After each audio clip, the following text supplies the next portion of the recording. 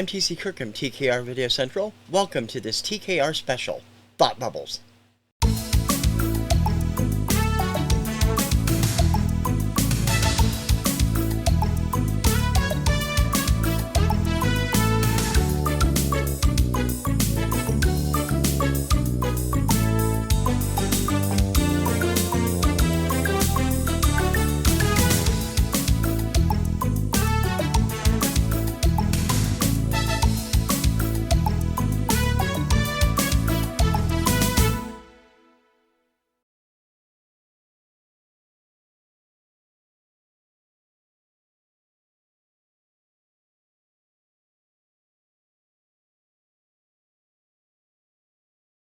I've been asked by people if I'm really a vinyl collector because I promote all different types of music. Well, I started this when I was 3 years old. I was first in my first records when I was three were given to me, both pop stuff and kiddie stuff, by my mom and family friends, and I've been there since then.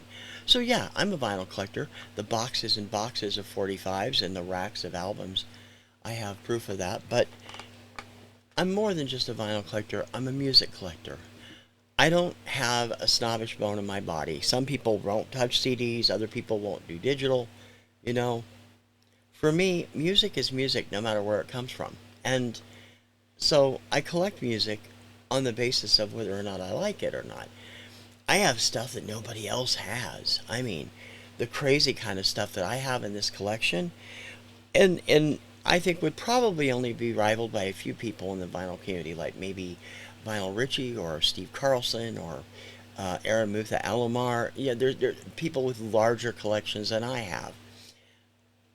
But they tend to go different directions. I'm a pop person. I go toward pop music. But the reason I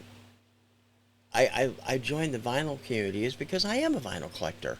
Just because I like other forms of music doesn't mean I'm not loyal to vinyl, although it is easier for me in this day and age to listen to a CD or a downloaded file. No harm in that. I think it's important. Some people are dead set against it, like I said, but for me, it's all part of the big picture. I mean, we've got people who are rabid vinyl collectors. We've got CD people out there like Steve Schnee and DJ Trish. Um, Other people believe in streaming. Even Frank Landry over at Channel 33 admits he's a streamer. He's got streaming subscriptions. Some people won't even be heard of stream. Streaming is like off limits regardless. Poppycock. Music is music, and music is what makes the world go round, as far as I'm concerned. Um, it's always been a part of my life, and that's why I do the stuff I do here, and that's why I do the shows and I talk about the music and I talk about the records and the CDs and the digital files because I love them. I guess that's really all there is to it, isn't it?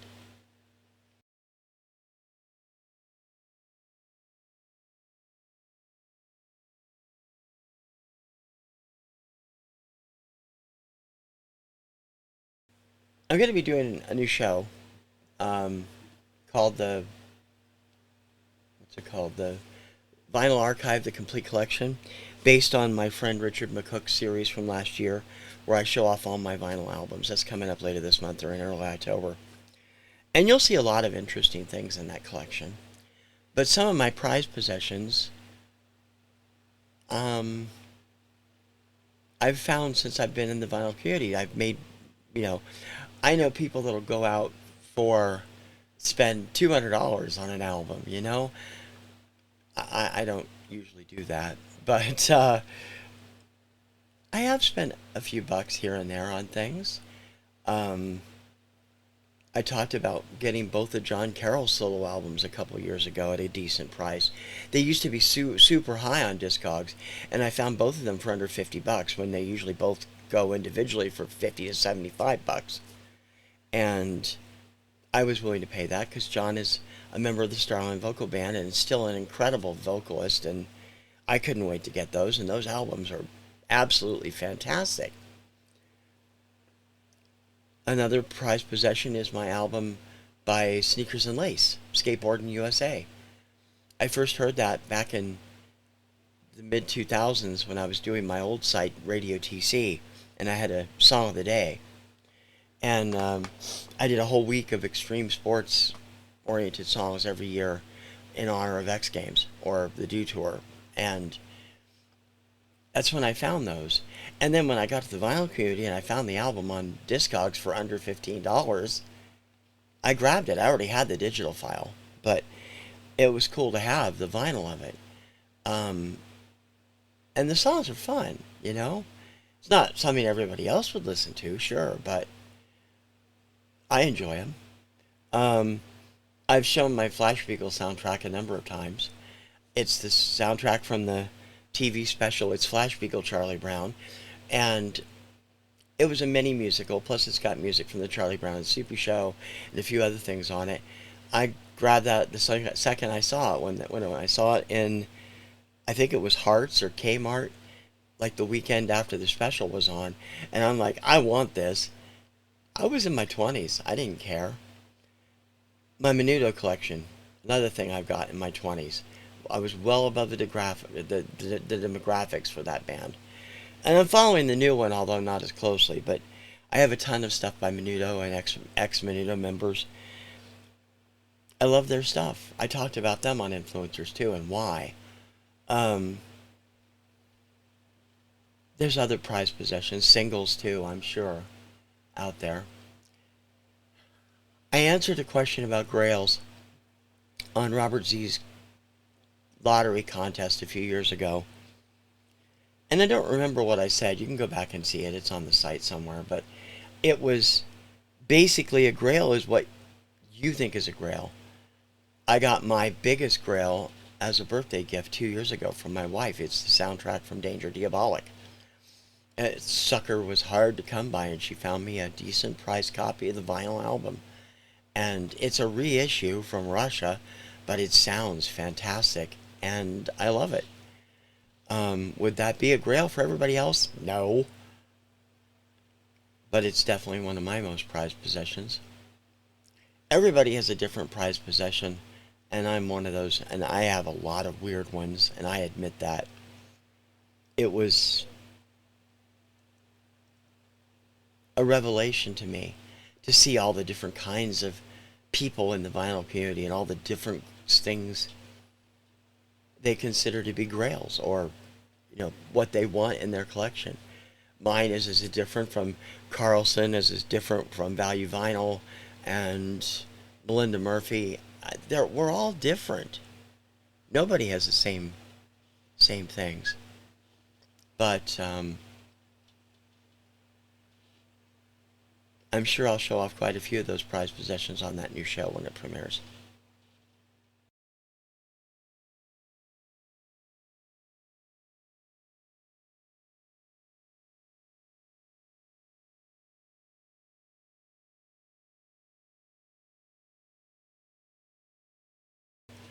Why do I do everything I do? Because I love it. People think I'm insane trying to keep up 4 or 5 shows a day on this channel. Truthfully, I love sharing my knowledge. I love sharing my music. And some people have accused me of selling out. I've had a couple of people. Oh, this is for hobbies. We don't want money makers around here. Well, I got news for you. I don't make any money at this. I'd love to. Patreon or, my t-shirt shop or whatever. But mostly I care about sharing everything. And any kind of money-making thing would be gravy for me. More importantly is the number of people who know what I talk about and watch what I do. I'm not everybody's taste. That's why I picked Make Your Own Kind of Music as my theme song. Because I make my own kind of music and not everybody's going to come along, but if you do, I hope you enjoy it. I'm a hobbyist just as much as anybody else, but I'm also a work-oriented, structure-oriented person. And while I would like to make money at it, I don't know that that'll ever happen, especially in this economy.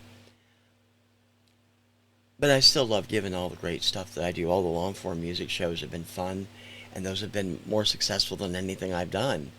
Even Celestial Journeys is getting. I was expecting 8 to 10 listeners a week. It's getting 70, 80 listens a week. That's great for me for that kind of music. It's all new age and instrumental and stuff. A lot of the other shows are big, and now I'm bringing my love for radio into things, and that's been exciting for me. um, I love talking about radio. I love talking about radio shows. I love talking about being a part of discjockey.com, which will be on an episode of coming up on a permanent airwaves show pretty soon. Um, I do what I do because I love the charts, I love music, I love records, I love collecting, I love the vinyl community, I love everything about it. Well, most everything about it. I don't like the drama that happens occasionally. But the truth is, if you're watching what I'm putting out there, even if one person enjoys it, I've done my job.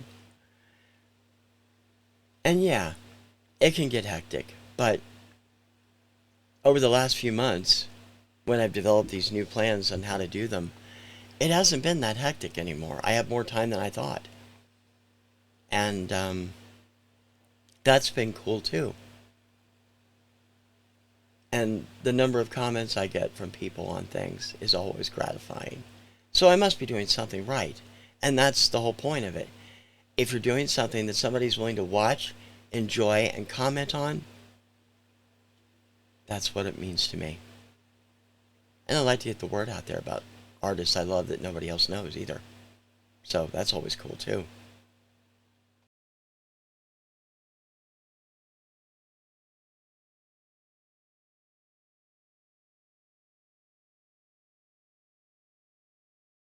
Why did I become such a chart fanatic? You got a couple hours? Um,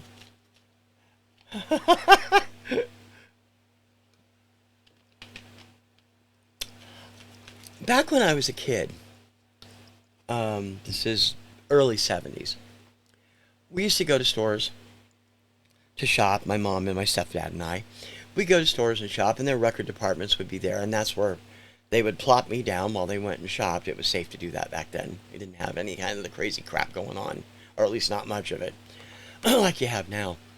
And a lot of the places would carry weekly surveys from the local radio stations. Where I lived in Central Ohio, I could usually get the weekly ones that were at the stores from WCOL, which was the number one rated top 40 station in Columbus, and WHTH, which was Newark's own top 40 radio station. And one store also had the WCFL surveys from Chicago every week. And I collected those. And I got interested in the charts. I mean, it was a big thing to have a number one hit. When I was younger and listening to the radio, I didn't realize that not everything on the radio was a big hit. I mean, on the station I listened to, I don't even remember which station it was, but it was Central Ohio somewhere. 71, 72, somewhere in there, 71, I think. So I would have been 7. Rainy Jane by Davy Jones was on every half hour, it seemed like. I Hear Those Church Bells Ringing by Dusk. Also, neither one of those made the top 40 nationally, but they did hit the Hot 100. And, of course, I didn't know anything about that until a fateful day in 1972 led me to discover American Top 40 with Casey Kasem. And I was like, wow, there's an official chart? A nationwide chart?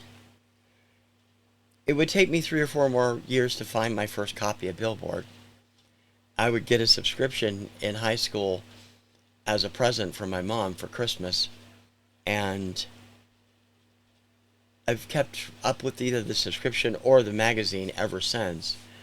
And don't really pay attention to it now because the SoundScan era just isn't the same. But in the classic days of charts, it was fun tracking your favorite songs and how high they got. But get so mad when songs that I couldn't stand hit number one, like as I've talked about before, like The Joker by Steve Miller, which I just think is the biggest piece of crap on the planet. And it hit number one, and several songs I loved at the same time didn't hit number one. I was pissed. I started my own charts in 1978 and have tried to keep them up going.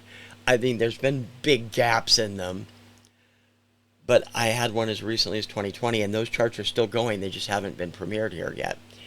Um, I'm still logging my songs every week and keeping track of everything because I enjoy it. And my charts, my personal charts, don't look anything like the national charts. You'll get mostly popular songs. Back then. Now you wouldn't. But back then you did. And there'd be a few curveballs, too. I've gotten some interesting comments from the Classic Charts Countdown because I would have all these big hits from 1980 and snuck in the middle there with And I Never Dreamed by Michael Limbeck and uh,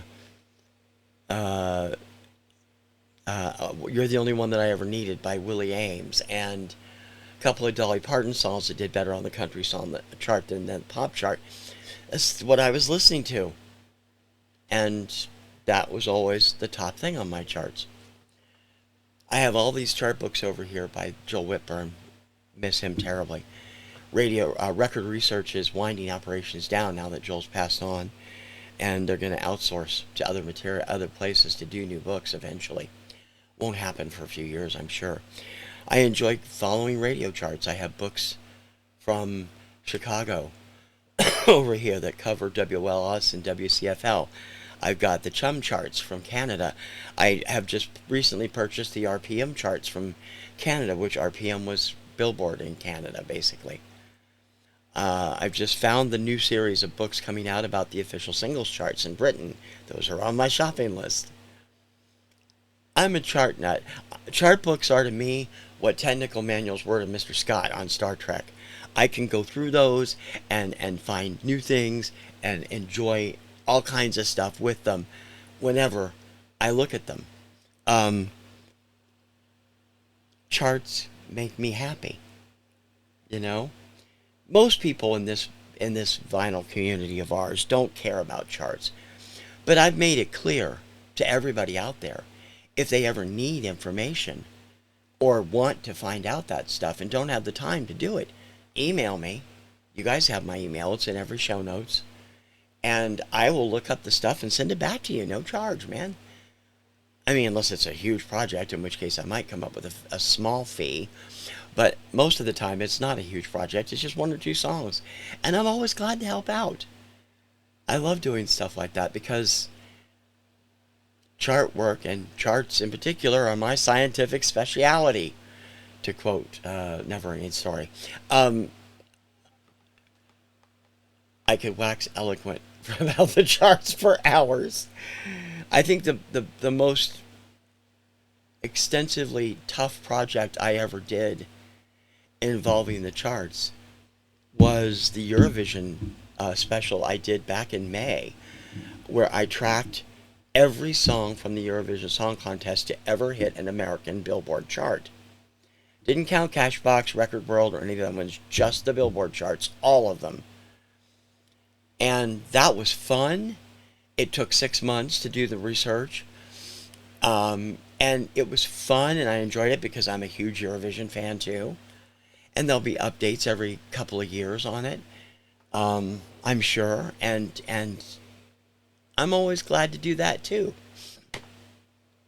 Charts are my big thing, and I enjoy doing it. And so if you ever need help, just let me know.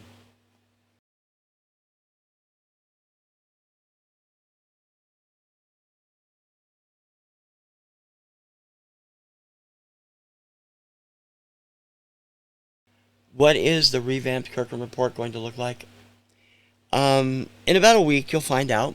I was planning to premiere it this week, but I didn't have time to get everything ready. I'm just finishing up some bells and whistles. But I'm going back to basics. We're going to have set columns and set things. And I'll be changing them up with some stuff that I'd like to do. I want to do a little bit of stuff like Carlson does. I want to do a little bit of stuff like Melinda Murphy and like Vinyl Richie, and bring that in so you guys can see some of my collection and see some of my passions. And I also will have, the out of the box segments and all that. That's not going to change, and a shout out every week. It's just going to be a new look and a new format, and that's all.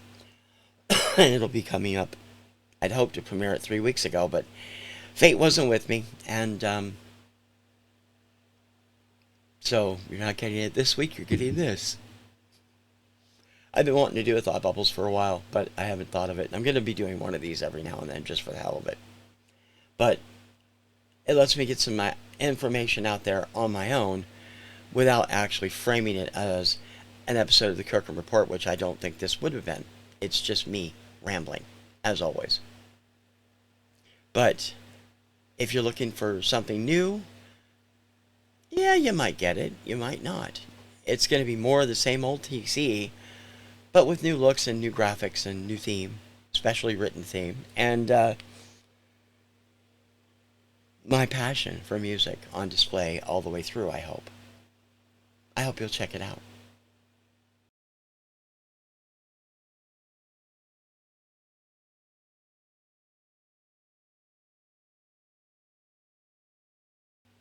Thanks for joining me for this weird little edition of Thought Bubbles. There'll be more coming soon eventually.